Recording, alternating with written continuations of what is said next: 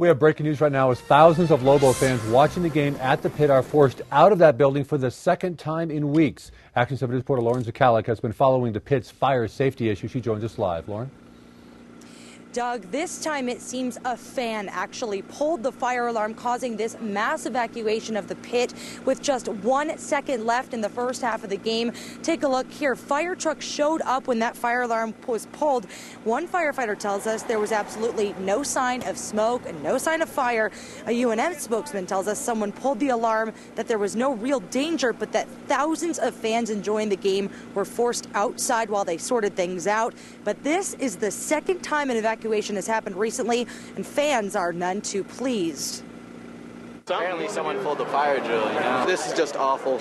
Last time this happened, we just left, but this time we actually get to go back in. It was like the last minute of the game and everybody's pumped up, but then it's just fire drill and we all left. Yeah, it's a pain in the neck. Now, we've been following some of the fire safety issues they've been having here at the pit. Currently, there is no smoke evacuation system in place, so the pit is currently not up to fire code. However, all the fans seem to be back inside safely, still watching the UNM game that is going on right now. We are live at the pit. Lauren Zakalik, KOAT, Action 7 News. Now, the pit was briefly locked down over the weekend as well because there was no one manning the fire control panel. UNM says that was due to a scheduling mishap.